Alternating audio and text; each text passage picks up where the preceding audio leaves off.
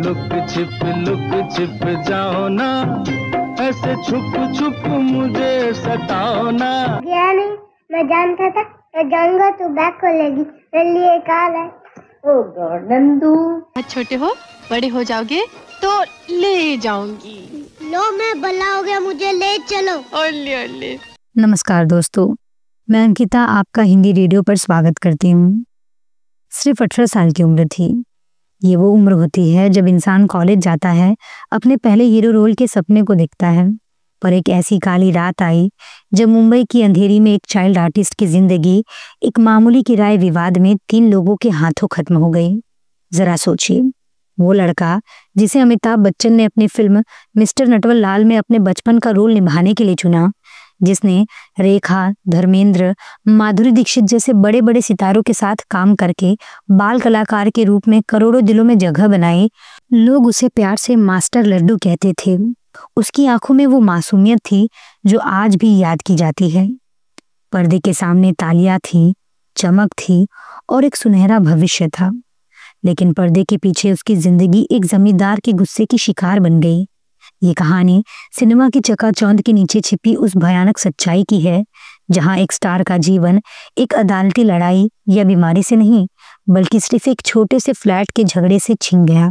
पूरे दिन मास्टर की मार खाता रहता है। नहीं, मैं मास्टर की मार कभी नहीं खाता हूँ। मैं तो पढ़ाई में बहुत ही होशियार हूँ। इन्होंने मुझे ऑफिस ही नहीं जाने दिया। मैं चॉकलेट कहाँ से लाता? आज के लिए सिर्फ तेरे। भैया, बड़ा होकर मैं भी इंस्पेक्टर बनूंगा, इंस्पेक्टर नटवरलाल, और इसे बहुत सारे मेडल तुम्हारे गले में पहनाऊंगा। इंद्रजीत के करियर की शुरुआत हुई थी साल 1979 में आई ब्लॉकबस्टर फिल्म मिस्टर नटवरलाल से।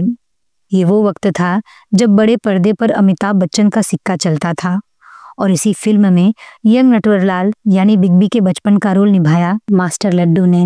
वो महज 7 से 8 साल के रहे होंगे। फिल्म में उनके साथ रेखा और विलेन के रोल में कादर खान और अमजद खान जैसे दिग्गज थे। इतनी छोटी सी उम्र में उन्होंने जो मासूमियत और आत्मविश्वास दिखाया, उसने उन्हें रातों रात फेमस कर दिया।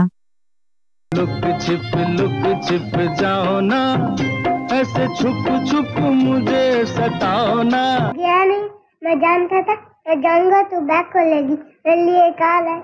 ओ गॉड नंदू। लोग इस बच्चे के एक्टिंग पर फिदा हो गए थे। मिस्टर नटवरलाल के बाद उनकी डिमांड आसमान छूने लगी। उनका बाल कलाकार वाला करियर भले ही 4 से 5 साल चला, पर उन्होंने उस वक्त के लगभग हर बड़े प्रोडक्शन में काम किया। उन्होंने धर्मेंद्र और हेमा मालिनी की फिल्म ड्रीम गर्ल्स में भी अपनी छाप छोड़ी। इसके अलावा नसीब, मुकाबला, 2 शोले, एक ही रात, 2 अनजाने और फकीरा जैसी कई यादगार फिल्मों में उन्होंने अपनी छाप छोड़ी। उन्होंने लगातार बड़े स्टार के साथ स्क्रीन शेयर किया और 80 के दशक के एक जाने माने चाइल्ड आर्टिस्ट बन गए। उनके पिता भगवंत एस आनंद खुद भी एक फिल्म प्रोड्यूसर थे, जिन्होंने भारत के संतान जैसी फिल्म बनाई थी। ऐसे में इंद्रजीत के घर में भी सिनेमा का माहौल था और सबको भरोसा था कि ये लड़का बड़ा होकर स्टार बनेगा। छोटे हो बड़े हो जाओगे तो ले जाऊंगी।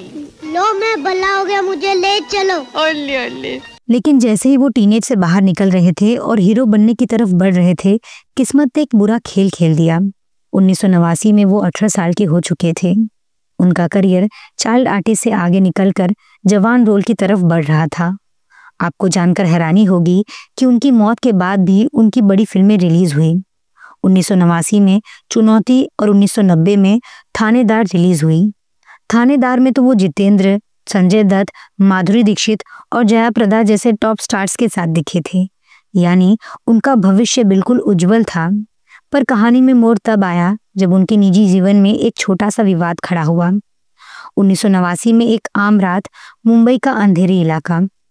ये कहानी किसी बड़े ड्रग्स या गैंगवार की नहीं थी। ये कहानी थी एक मामूली किराए के फ्लैट को लेकर हुए विवाद की। इंद्रजीत के पिता को जमींदार घर खाली करने के लिए दबाव डाल रहा था।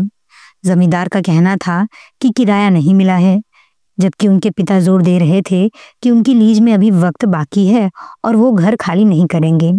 ये झगड़ा एक दिन इतना बढ़ गया कि मामला हाथापाई और हिंसा तक पहुंच गया। उस रात जमींदार से जुड़े 3 लोग वहां पहुंचे। बहस, गाली गलौज और फिर बेकाबू गुस्सा। जरा सोचिए, एक मामूली फ्लैट की वजह से बात कहां से कहां तक पहुंच गई। उन लोगों ने मिलकर सिर्फ 18 साल की इंद्रजीत को पकड़ा और गला घोंटकर उनकी हत्या कर दी। सिर्फ 18 साल की उम्र में एक उभरता हुआ टैलेंट, और अंत इतना दर्दनाक कि लोग आज भी सिहर उठते हैं। एक फिल्मी प्रोड्यूसर का बेटा जिसने खुद अमिताभ बच्चन के साथ बचपन का रोल निभाया, उसकी जिंदगी एक छोटे से मकान मालिक के झगड़े की भेंट चढ़ गई। इस मामले में पुलिस ने अहमद बाबाजी शेख नाम के एक शख्स पर हत्या का आरोप लगाया था। मास्टर लड्डू की मौत सिर्फ एक चाइल्ड आर्टिस्ट का अंत नहीं था, ये दिखाता है कि कैसे एक छोटा सा विवाद बेकाबू होकर एक ऐसी ट्रेजेडी को जन्म दे सकता है जो इंडस्ट्री में हमेशा के लिए एक दर्दनाक कहानी छोड़ गई।